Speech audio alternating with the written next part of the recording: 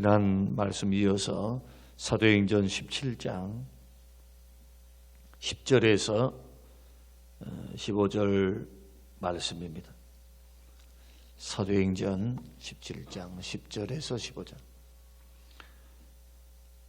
밤에 형제들이 곧 바울과 실라를 베레아로 보내니 그들이 이르러 유대인의 회당에 들어가니라. 베레아에 있는 사람들은 데살로니가에 있는 사람들보다 다 너그러워서 간절한 마음으로 말씀을 받고 이것이 그러한가 하여 날마다 성경을 상고하므로 그 중에 믿는 사람이 많고 또 헬라인의 귀부인과 남자가 적지 아니하나 데살로니가에 있는 유대인들은 바울이 하나님의 말씀을 베레아에서도 전하는 줄을 알고 거기도 가서 무리를 움직여 소동하게 하거늘 형제들이 곧 바울을 내보내어 바다까지 가게 하되 실라와 디모데는 아직 거기 머물더라. 바울을 인도하는 사람들이 그를 데리고 아덴까지 이르러 그에게서 실라와 디모데를 자기에게로 속히 오게 하라는 명령을 받고 떠나니라. 아멘. 아멘. 우리는 어제 말씀을 통해서 모든 비교의식은 백해무익한 우리 믿음의 길을 걸어가는 하나님의 사람들에게 영적인 건강 또 정신적인 건강을 해치는 사단의 도구가 될 수 있다. 그래서 모든 비교하는 그 비교에는 사람 속에 있는 죄성이 있기 때문에 비교하다 보면은 시기도 나고 질투도 나고 나보다 더 잘 살고 있고 더 잘 되는 사람들을 보면은 마음속에서 절망과 낙심이 일어나기도 하고 나보다 못한 친구들이나 주변 사람들을 보면 나도 모르는 사이에 그들을 무시하고 내지는 거만과 교만함으로 그렇게 기울어져 갈 수 있다. 그러니까 비교한다라고 하는 것은 우리의 영혼과 마음을 그렇게 행복하게 만드는 주범이 될 수가 없다. 그래서 비교의식에는 두 가지밖에 안 나온다 했습니다. 교만과 열등의식입니다. 그래서 비교하려면 배우려고 제가 뭔가 배워서 하나님의 말씀을 따라 내가 열심히 고쳐보겠다, 잘해보겠다. 뭐 이런 것은 우리 영혼에 도움이 되겠지만 옆에 있는 환경은 그리고 나에게 주어지는 환경 속에서 주변을 돌아보는 것은 굉장히 지혜로운 일이지만 세상 사람들이 잘 되는 것도 부러워하지 말라. 시편의 말씀을 통해 우리 주님이 그렇게 말씀하시죠. 죄인들의 형통은 바람에 나는 겨와 같아요. 쉬이 없어져요. 세상 불탈 때 다 없어지는 것뿐만 아니고 하나님의 징계와 하나님의 심판을 받는 것이기 때문에 그런 거 예수 믿는 사람, 천국을 소유한 사람들이 그런 거 부러워하지 마라.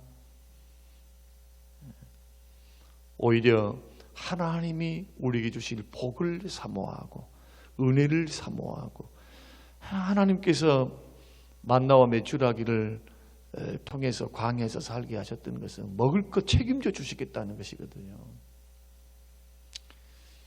반석에서 물을 내시는 것은 생명수를 공급해 주겠다. 구름기둥과 불기둥은 보호해 줄게. 더위로부터 추위로부터 인도해 줄게. 눈에 보이지 않고 귀에 들리지 않고 사방이 우겨싸임을 당해서 나는 이제 어떻게 살까? 나는 끝났어. 나는 죽을 것 같아. 그런데요, 우리를 자녀 삼으신 하나님이 살아계세요.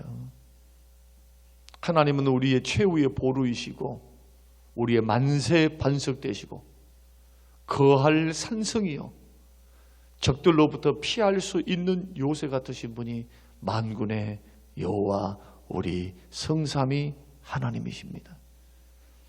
그래서 이런 믿음이 지식과 이론으로만 머물러 있으면 안 된다는 거예요. 안 돼요. 오늘날 제일 안타까운 것은 설교를 그렇게 들으면서도 말씀을 그렇게 들으면서도 그 말씀이 내면화되지 못하는 부분이 안타깝습니다. 환경이 어떤 환경이 딱 맞닥뜨리면 하나님을 떠올려야 돼요. 먼저 습관적으로 하나님의 말씀이 떠올려져야 되는 겁니다.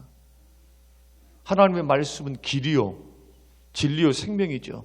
예수님의 말씀이시니까, 예수님의 해답이시니까. 그런 정신으로 가면 마귀에게 틈을 주지 않는 겁니다. 그러죠?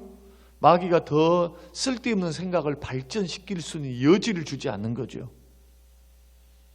그러지 않고 인간적인 생각에 빠져 있으면요, 사람이 우울증이라는 것도 마찬가지예요. 심리적인 요인이 많이 작용합니다. 환경을 어떻게 극복해서 이겨나가는가, 이겨나가면 좋은데 이겨나가지 못할 때 나타나는 현상들이 그런 거예요. 다 마음의 작용이거든요. 그러나 우리는 말씀이라고 하는 무기를 주셨어요. 비교의식 별로 좋지 않습니다. 그리고 승리의 길, 축복의 길 걸어가기 위해서는 어제 말씀이 대가를 지불하라, 여러분 말씀 들으셨죠? 대가. 야손 이야기를 하면서 대가를 지불하라. 분명히 나는 예수 믿고 구원받았어요. 주의 종들을 섬겼습니다. 집을 교회로 집을 개방을 했어요. 그랬더니 시기하는 자들, 핍박하는 자들의 핍박을 받고 보석금을 주고 감옥에서 풀려납니다. 물질 손해 아닙니까? 또 깡패들을 동원했으니까 얼마나, 보십시오. 그 집을 찾아왔으니 얼마나 두렵겠어요. 어떤 해코지를 당할까, 가족이. 그때에 우리는 이런 환경을 바라보면서 하늘에서 상이 크미니라. 내가 너를 버리지 않는다. 사람들이 우리를 핍박할 수는 있어요. 사단도 우리를 핍박할 수 있어요. 그러나 생사는 주의 손에 달려 있습니다. 주의 손에. 이런 믿음을 갖고 있어야 돼요. 언제? 평상시에.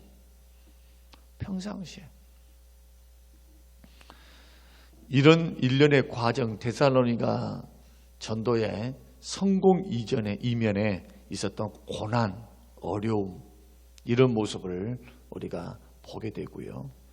오늘은 데살로니가 교회 성도들의 신앙 인격의 특징, 이것은 목회를 하면서 깨달은 것 가운데 하나는 어떤 사람이 복을 받을까, 어떤 사람의 마음에 평안이 있는가, 가정에 평안이 있고 하나님의 은혜의 주심이 계속해서 끊이지 않을까, 축복받을 수 있는 비결이 뭘까?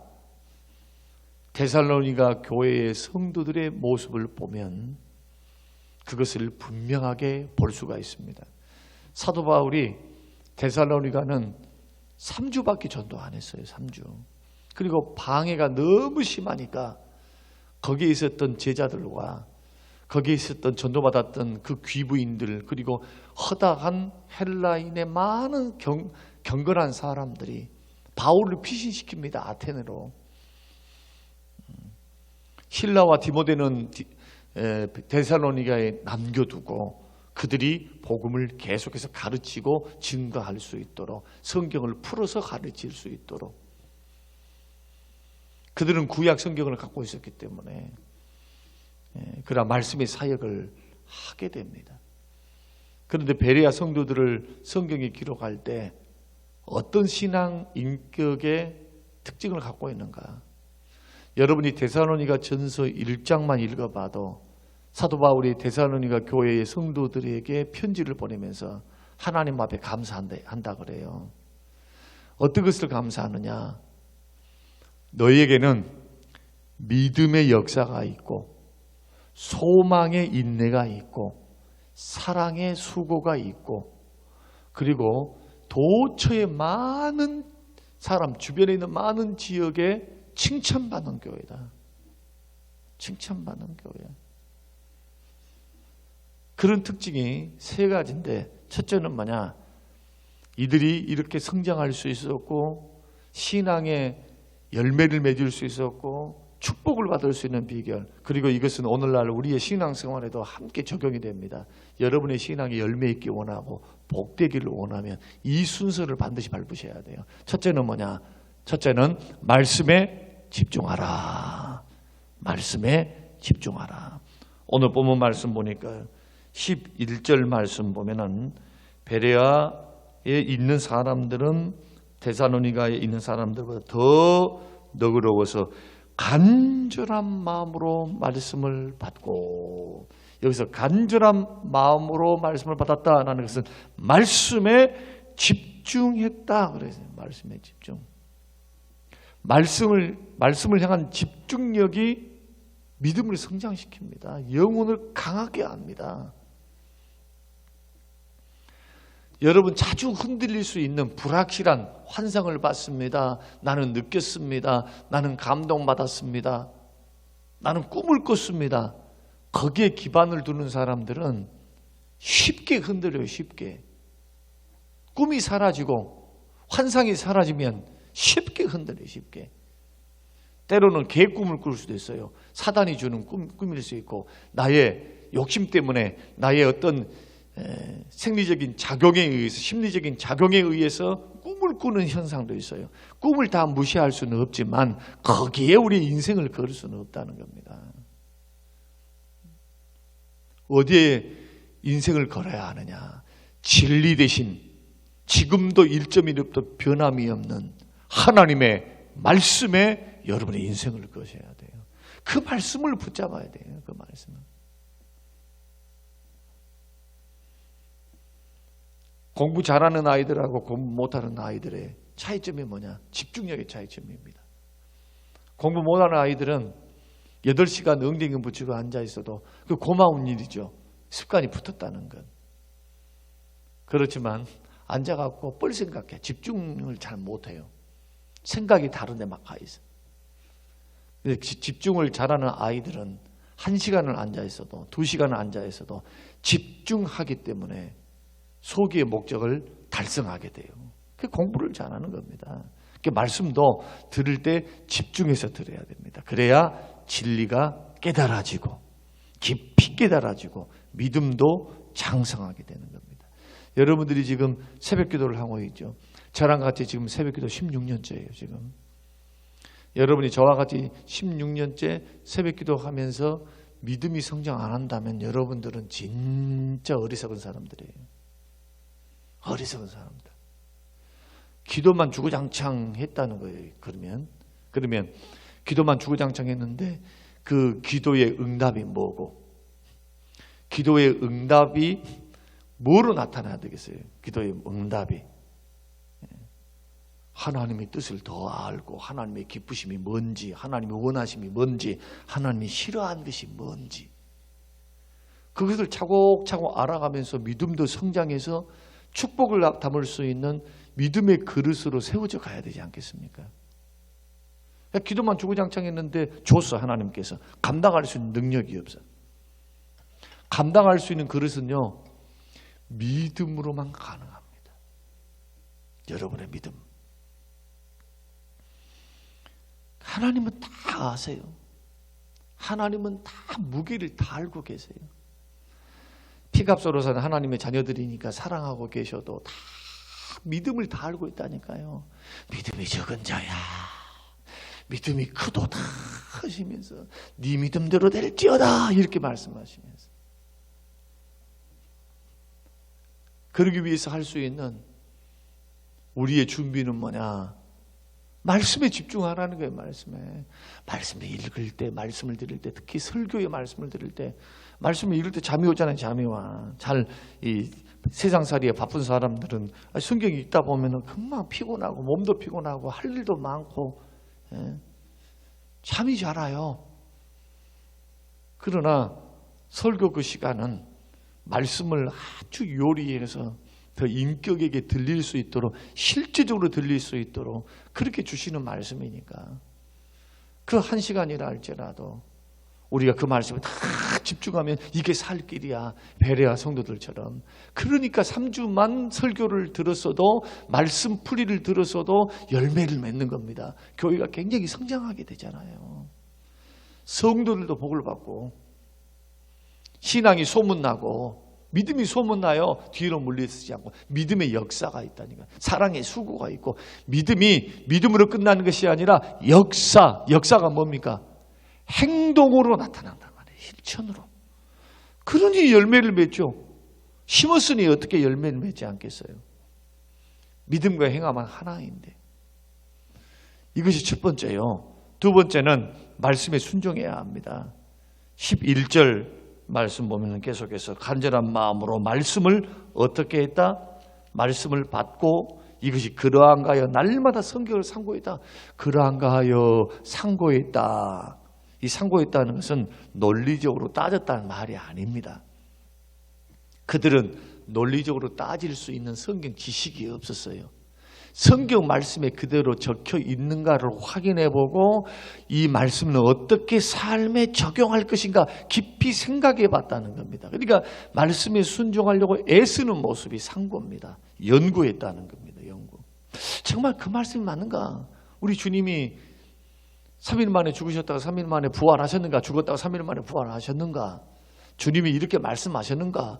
하나님 나라가 과연 예수님의 말씀 주제 선포였는가? 이 땅이 전부가 아니라 주님의 선포는 천국이 천국은 마치 하시면서 하나님 나라의 일을 가르쳐 주시는 겁니다. 이 땅에서 잘 먹고 잘 살아라. 그것이 전부가 아니에요. 그런 과정을 밟아나가되 주가 주신 것 누리고 살되 그것 없어도 그만이에요. 사실 그거 없어도. 그러나 오늘날은 어떻습니까? 자본주의 체제 안에서는, 여러분 잘 들으세요. 자본주의 체제 안에서는 돈이 없으면 바보가 돼요. 그래서 자본주의 체제 안에서는 황금만능주의를 조심해야 돼요.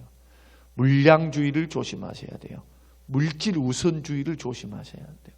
그러니까 성공, 돈, 이 가치가 하나님보다 더 커 있다니까요. 이거 조심하셔야 돼요. 자유대 안에 살면서 우리가 신앙의 자유를 갖는 것은 엄청난 축복이지만, 그러나 세상을 더 사랑할 수밖에 없는 요소가 자본주의 안에 있어요. 그러나 북한과 같이 공산주의에서는 가난, 통제, 자유 없음. 똑같이 위험하기는 마찬가지고 한쪽이 좋으면 한쪽이 좋지 않은 게 마찬가지. 세상에서는 완벽한 세상살이는 없어요.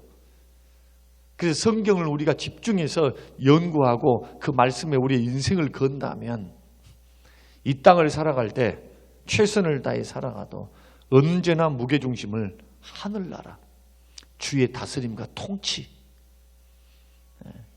오늘도 우리도 주의 다스림과 통치를 받고 살아가는 겁니다. 말씀을 따라 살아가는 것이 주의 통치를 받는 거예요. 지금 성령께서는 말씀을 적용하사 우리를 인도해 가시잖아요. 진리의 영이시니까. 믿습니까? 성령님은 진리의 영이시잖아요. 진리의 영. 우리를 건져내실 때도 말씀을 보내서 건지시고, 무슨 막 기적만 베푸십니까? 기적은 어쩌다, 왜 기적이냐? 어쩌다 일어나니까 기적이요. 어쩌다 일어나니까. 시도 때도 없이 주님 막 기적 베풀지 않으셨어요. 기적 베풀 때는 베푸시고 많은 시간을 가르쳤어요. 말씀을 가르쳐요. 생명의 말씀. 여러분 기억하십시다. 구원받는 데는 조건이 없습니다. 은혜로 받으니까 조건이 없어요. 행위로 받는 게 아니니까. 그러나 구원받는 데는, 은혜 받는 데는, 축복받는 데는 조건이 있어요. 이제 잘 되기를 원하고 은혜 받기를 원하고 더 큰 은혜를 힘있게 원한다면 하나님을 사랑해야 돼요. 하나님을 사랑하는 방법이 뭐랍니까? 말씀 순종이라네요. 말씀 순종이래요. 예수님이 그렇게 말씀하세요. 계명을 지키는 것이 하나님 사랑이라고. 하나님 사랑합니다. 하나님 사랑합니다. 말로 아무리 외쳐도 하나님 사랑할 줄 모르고, 하나님 사랑은 진리 순종입니다. 그리고 하나님 말씀대로 이웃을 사랑하는 거예요. 요한복음이 말씀하고 요한 1서가 말씀하는 내용입니다. 결국 행함이 없는 믿음은 죽은 믿음이고 가짜 믿음이다. 말씀에 순종해야 축복의 길로 걸어가요. 그러니까 지금부터 말씀 순종에 하나씩 배우는 겁니다. 배우는 거. 성경 전체를 다 알아서 다 지킬 수는 없지만 나에게 맞닥뜨려 있는 현실, 지금 여러분 하루를 살아갈 때 맞닥뜨려 있는 현실이 있잖아요. 사람들을 만날 때 어떻게 저들을 사랑하며 섬길까, 어떻게 덕을 세울까, 다 성경의 말씀 아닙니까? 하나님의 자녀답게 살아라, 신의 성품에 참여해라. 그러면 우리의 태도는 어떻게 해야 되고, 말은 어떻게 해야 되고, 관계는 어떻게 맺어가야 하고, 우리의 일은 어떻게 성실하게 걸어가야 하는가, 마음과 생각과 언행은 어떻게 가져야 하는가. 이러할 때는 하나님 말씀이 뭐라고 말씀하셨지? 그래서 로마서 12장 1절과 2절 이 세대를 본받지 말고 마음을 새롭게 함으로 변화를 받아 하나님이 기뻐하신 뜻이 무엇인가 분별하도록 하라. 이거 누가 합니까? 내가 하는 거예요. 내가 말씀 부지런히 연구하고 읽고 집중해서 듣고 그 말씀을 기반으로 해서 이게 하나님의 뜻이네, 이것이 하나님이 기뻐하는 것이네, 아니네, 이것을 분별해서 뜻 안에 서는 것을 가리켜서 주의 통치를 받는다, 주의 다스림을 받는다. 천국 안의 삶이다. 천국 안에서 삶. 이렇게 살아가면 의와 평강과 희락이 그 마음에 머물러 있게 돼요. 하나님 나라는 먹고 마시는 것이 있지 않다. 로마서 말씀이죠. 오직 성령 안에서 의와 평강과 희락이라. 그럼 여기서 말하는 하나님 나라는 천국을 말합니까? 아니요. 저 죽어가던 천국을 말하는 건 아니단 말이에요. 이것은 지금 우리에게 와 있는 천국, 주의 다스림, 주의 통치. 예수님이 천국 들고 이 땅에 오셨잖아요. 우리는 지금 완벽하지는 않지만 천국을 맛보는 겁니다. 주 안에서. 이 세상살이 각박하고 이 세상살이 녹록지 않고 고난과 어려움이 많은 이 시대 가운데서 예수님의 다스림을 받고 말씀을 따라 걸어갈 때 주님이 거룩하게 하시고 의롭게 만드시고 점점점 예수 닮게 하시고 평안을 주시고 기쁨을 주시고 세상에서 맛볼 수 없는 하늘나라를 이곳에서 맛보게 하셨어요. 그러려고 예수님 모신 겁니다. 그리고 우리가 죽거나 예수님 재림하실 때 천국 가잖아요. 천국. 죽음도 없고 슬픔도 없고 아픔도 없는 곳, 완전한 의, 완전한 평안, 완벽한 기쁨이 있는 곳. 지금은 사단의 역사와 죄의 역사가 있고 우리의 육신적인 죄성이 우리 마음속에 있으니까 완벽한 천국을 이룰 수가 없어요. 예수님 오셔야 되고 아니면 내가 죽어야 돼. 죽어서 천국 가야 돼. 그러나 지금 이 땅에서 누릴 수 있는 천국 말입니다. 뭘 통해서 받습니까? 말씀 순종을 통해, 계명 순종을 통해.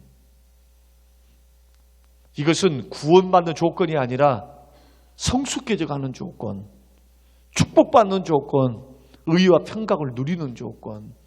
예를 하나 들어보면 이 자유대 안에 살아도 죄 짓고 사는 사람들은 마음에 평안이 없어요. 언제 잡힐까 몰라. 언제 세월랑 찰까. 언제 들킬까. 두근만 세근만 하면서 사는 겁니다. 사이렌 소리만 들어도 나 잡으러 온 줄로 알고 놀라는 거예요. 도둑이 재발절이야. 그러나 자유제 안에 살면서 누가 보든 안 보든 죄 안 지는 사람, 법을 지키는 사람 어떻습니까? 두 다리 쭉 뻗고 사는 거예요. 그런 이치와 같아요.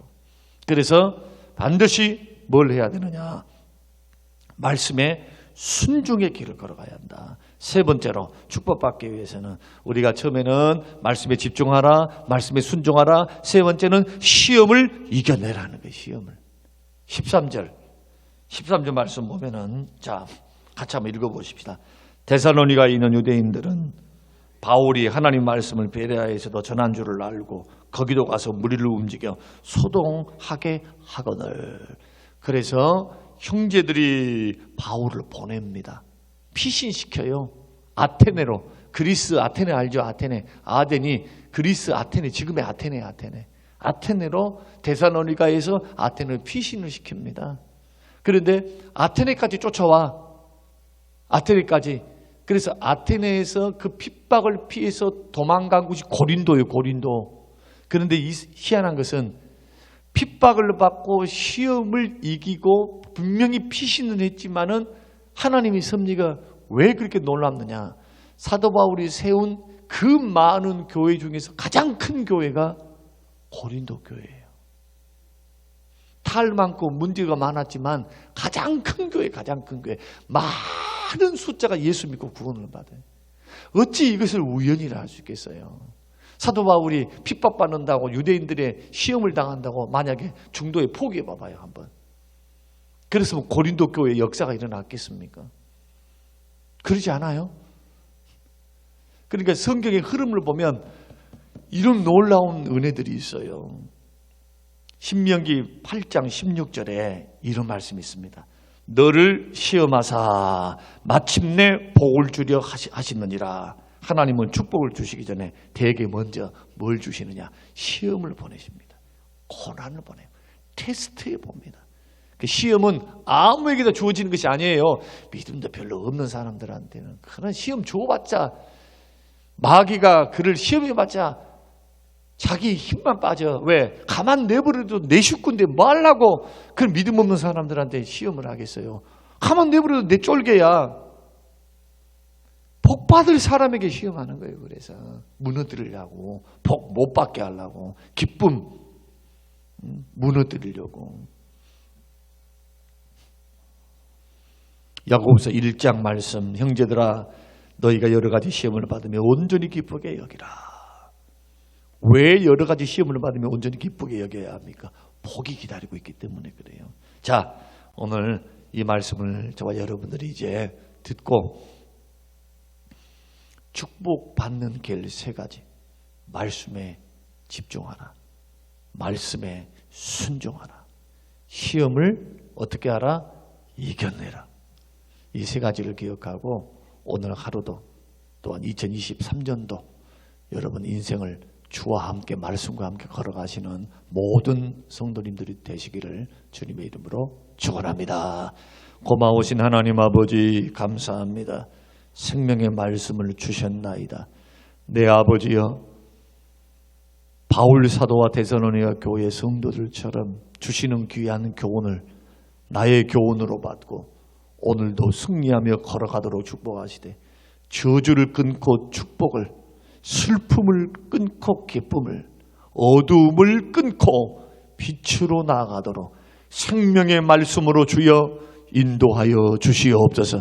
주의 말씀이 나의 귀에 가깝고 입에 가깝고 마음에 가깝기에 행복을 주는 말씀, 오늘날 우리의 생명을 주는 말씀, 복을 주시는 말씀, 그 말씀을 사랑하게 하옵소서. 순종하게 하옵소서. 감사드리며 예수님 이름으로 기도합니다.